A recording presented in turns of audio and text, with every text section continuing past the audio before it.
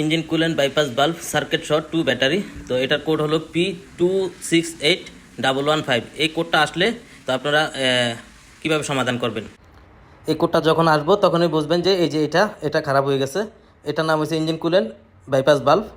তো এটা আপনি খারাপ কীভাবে এক হলো, এই কোডটা আসলে বুঝতে পারবেন স্ক্যানার করার পর, এবং মিটারও আপনারা চেক করতে পারবেন খুলে এটা ঠিক আছে কিনা। চলেন দেখা যাক, এখন খুলে এটা চেক করে দেখাবো এটা ঠিক আছে কিনা।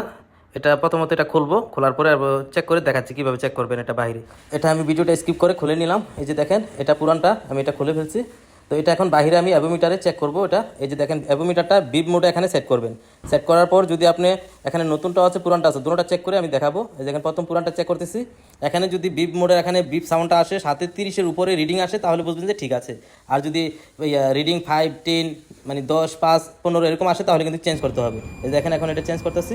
এই যে বিপ সাউন্ডটা আছে এবং কি যে 5 শুধু 5 দেখাচ্ছে এখানে, তার মানে এটা খারাপ হয়ে গেছে, এটা চেঞ্জ করতে হবে। তো এখন এটা দেখেন ওইটা নতুনটা আমি এখন আপনাদেরকে দেখাচ্ছি। এই দেখেন এখন নতুনটা, এই যে দেখেন 31 মানে 31 দেখাচ্ছে।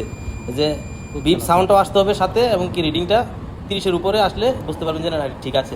এটা বাইরে আপনি খুলেও চেক করতে পারবেন, স্ক্যানার করেও আপনি চেক করতে পারবেন। স্ক্যানার করার পরে যখন এই কোডটা আসবো তখন আপনি বুঝতে পারবেন যে এটা খারাপ হয়ে গেছে। চলেন এখন এটা ফিটিং করবো, আমি নতুনটা লাগাবো। তো নতুনটা লাগানোর পরে ইনশাল্লাহ পানি ডালবো, গাড়ি কমপ্লিট হয়ে যাবে ইনশাল্লাহ। তো দেখেন এটা কিন্তু লাগাইতে একটু ঝামেলা হয়। এই পাইপগুলো কিন্তু এই যে গিয়ারের পিছনে আইসা একটা পাইপ লাগে। তো সব গাড়ি সেম না, কিন্তু এটা হচ্ছে কেমরি গাড়ি 2018 মডেল। তবে ওর কিছু গাড়ি আছে পাইপ আসে না সাথে, শুধু বাল্বটা আসে। ওগুলা মানে এই সুইচের এখান থেকে নিচে থেকে উপর থেকে পাইপ খুললেই হয়ে যায়। আর এটা কিন্তু পাইপ আসে, এই পাইপগুলো খোলাটা একটু ঝামেলা। যেমন এদিক থেকে একটা পাইপ, এই যেমন এখানে একটা পাইপ, এটা খুলতে হয় ক্লাম খুলে। এখানে এই পাইপ, আরেকটা পাইপ গেছে গিয়ারের পিছনে কুলারে লাগছে।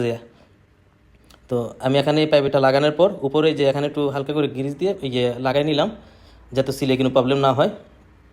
এটা উপরেটা আপনি সহজ একেবারে, এটা ওখানে পেস্ট করে দিয়ে তারপর লকটা পেস্ট করে দিলেই হয়ে যায়। যেমন এখন লেগে গেছে। এখন আমি এই যে লকটা এই যে দেখেন এভাবে হালকা করে টাচ করলেই লক হয়ে যায়। এটা এখন লক হয়ে গেছে। যাই হোক, তো পিছনের যে পাইপটা একটু লাগাইতে একটু প্রবলেম হয়। তো এটা অবশ্যই আপনারা এভাবে খুলে লাগায়া পানি ডালবেন, এরপরে কম্পিউটার স্ক্যানার করে রিসিট করে দিবেন, গাড়ি কমপ্লিট হয়ে যাবে। তো আশা করি বুঝতে পারছেন। তো এটা খুলতে কিন্তু আপনার ব্যাটারি, তারপর ব্যাটারির নিচে যে ব্যারিকেডটা থাকে এগুলো সব খুলতে হয়, এগুলো খুলে নেবেন। তো এখন আমি এগুলা ফিটিং করে ফেলতেছি।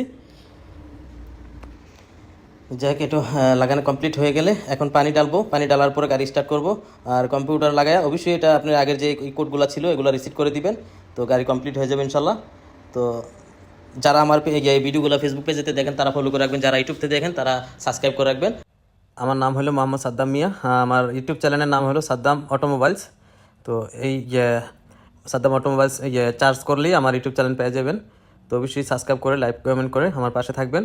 আর বিশেষ কোনো ক্যালিব্রেশন প্রোগ্রাম বা কেউ যদি কোনো কিছু জানার আগ্রহ হয় অবশ্যই আমাকে জানাবেন কমেন্টে, আমি আপনাদের ওই ভিডিও বানিয়ে দেওয়ার চেষ্টা করব। আজকের ভিডিও এতটুকুই। গাড়ি ইনশাল্লাহ আলহামদুলিল্লাহ কমপ্লিট। ওকে, বাই বাই।